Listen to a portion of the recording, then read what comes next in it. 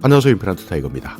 근로장려금 일은 하고 있지만 소득이 적은 분들, 그렇기 때문에 정부에서는 근로를 장려하기 위해서 지원해주는 정부지원금 근로장려금 제도를 시행하고 있습니다. 이렇게 일은 하고 있지만 소득이 적은 분들의 경제적인 자립을 실질적으로 도와주는 근로장려금 제도, 이제 곧 5월부터 신청하고 9월에 지급할 예정입니다. 지난해까지는 원래 9월에 지급하고 있지만 한 달 앞당겨서 8월에 지급했는데요. 올해도 시기를 한 달 정도 앞당길 가능성이 큽니다. 자, 일단 아직까지 정부에서 발표하지는 않았지만 올해도 똑같이 5월에 근로장려금 신청을 받게 되는데요. 신청하는 방법은 곧 발표되겠지만 만약 내가 대상인지 대상이 되지 않는지 이 내용부터 알아보셔야 됩니다. 그렇기 때문에 내가 근로장려금 신청해도 받을 수 있느냐 없느냐, 이것이 가장 중요한 것인데요. 그래서 오늘은 내가 과연 근로장려금 신청해서 받을 수 있는지 없는지, 자격 요건이 되는지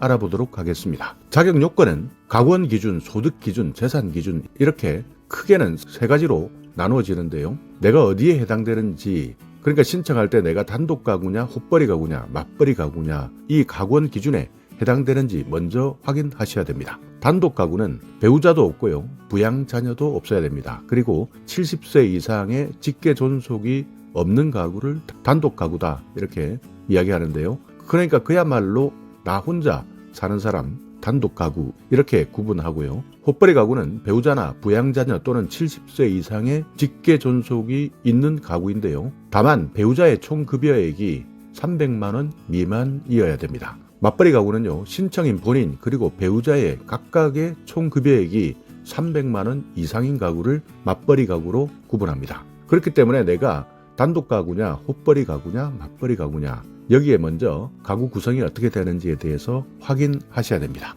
다음은요, 소득 기준이 있는데요. 소득 기준에 해당되지 않는다면 신청할 수 없습니다. 올해부터는 소득 요건이 조금 더 완화되었습니다. 그러니까 소득 요건을 조금 더 올렸는데요. 단독 가구는 기존에는 2천만 원까지였지만 올해부터는 2,200만 원까지 신청 가능합니다. 그리고 헛벌이 가구는요, 기존에는 3천만 원이었지만 이번에는 3,200만 원까지 가능하고요. 맞벌이 가구는 3,600만 원에서 3,800만 원으로 조금 더 완화되었습니다. 그렇기 때문에 지난해까지 신청하지 못하셨던 분들, 조금 더 완화되었으니까요, 2022년 다시 바뀌는 근로장려금 기준 한 번 더 확인하셔야 됩니다. 그렇기 때문에 지난해 근로소득이 있다면 반드시 소득 요건 확인하시고 신청하셔야 됩니다. 재산 기준도 있는데요. 재산이 2억 이상에 해당되신다면 근로장려금 신청할 수 없습니다. 그렇기 때문에 재산 기준도 반드시 잘 따져보셔야 되는데요. 재산이 1억 4천만 원 미만일 때는 지급액의 100%를 지급해드리고요. 1억 4천에서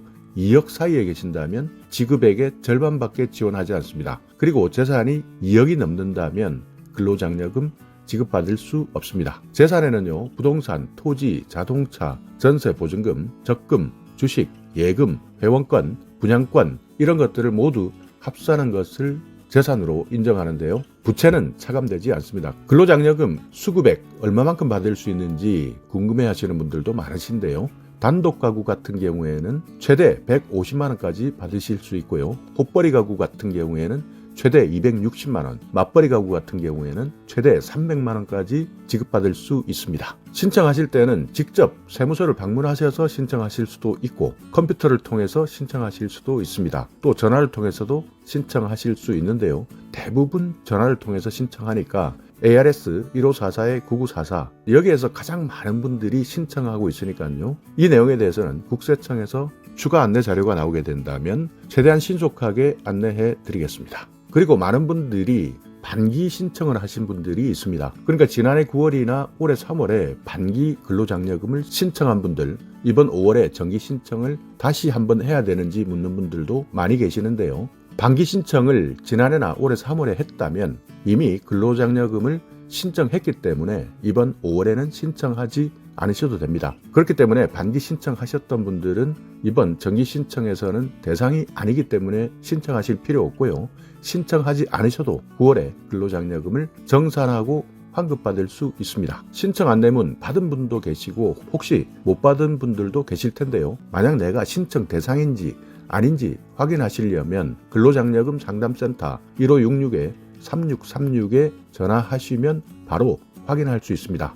그렇기 때문에 신청 안내문 받지 못했지만 내가 신청 대상인 것 같다 라고 생각하신다면 근로장려금 상담센터 1566-3636에 전화하셔서 꼭 확인하시기 바라겠습니다. 그리고 대부분 고령자분들 신청하시는데 상당히 어려움을 겪고 있습니다. 그렇기 때문에 만약 내가 65세 이상 고령자다 또는 장애인이기 때문에 이동하기 힘드시다 하는 분들은 신청 도움 서비스를 이용할 수도 있는데요. 신청 도움 서비스를 이용하시려면 마찬가지 근로장려금 상담센터 1566-3636 전화하셔서 신청하시면 되고요. 아니면 가까운 세무서에 전화하셔서 도움을 요청하시면 국세청 공무원들이 신청을 대신할 수 있는 도움을 받을 수 있습니다. 그리고 또 많은 분들이 궁금해하시는 것, 우리 집에 신청 요건을 충족하는 사람이 많은데 왜 한 사람한테만 신청 안내문을 보내는 것이냐 궁금하신 분들도 있는데요. 근로장려금의 원칙은 한 가구에 한 사람에게만 지급합니다. 그러니까 아무리 많은 분들이 신청 요건을 충족했다 하더라도 한 가구에 한 사람에게만 근로장려금을 신청하는데요. 신청 요건을 충족한 분들이 2사람 이상일 때는 해당 거주자 간에 서로 합의해서 정한 사람이 받을 수 있습니다. 그리고 총 급여액이 많은 사람이 받을 수 있고요. 해당 소득세 과세 기간에 근로장려금이 많은 사람이 신청할 수 있습니다. 그렇기 때문에 우리 가족 중에서 2사람 이상 근로장려금에 해당된다 한다면 가장 많이 받을 수 있는 사람을 대표적으로 내세워서 한 사람이 지급받을 수 있도록 준비하셔야 합니다. 사업하시는 분들, 폐업했는데 현재 그러니까 사업을 하지 않고 있는 경우에 신청할 수 있느냐 묻는 분들도 많으신데요. 근로장려금 신청 요건은 지난해 기준입니다. 그러니까 2021년 기준이기 때문에 신청 요건을 갖추었다면 지금 현재 폐업해서 사업을 하지 않는 경우에도 신청할 수 있습니다. 그러니까 지난해까지는 영업을 했고요. 올해 폐업을 했다. 그렇기 때문에 지난해 매출액을 신고했고 또 재산이나 소득 요건이 맞다면 신청할 수 있습니다. 그러니까 지난해 기준이기 때문에 올해 폐업을 하고 현재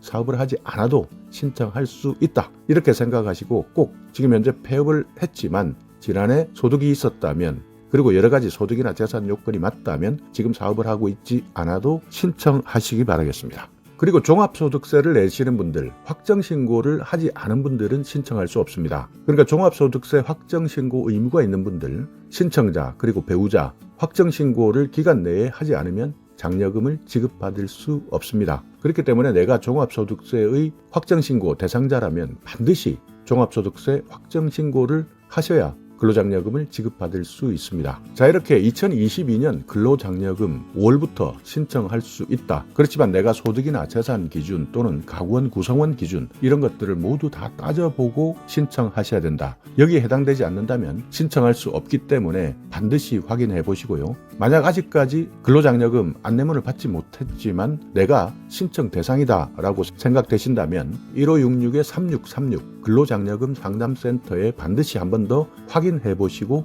신청하시기 바라겠습니다. 자, 오늘 영상 여러분께 조금이나마 유익한 정보가 있었다면요. 오늘도 구독 그리고 좋아요 부탁드리겠습니다.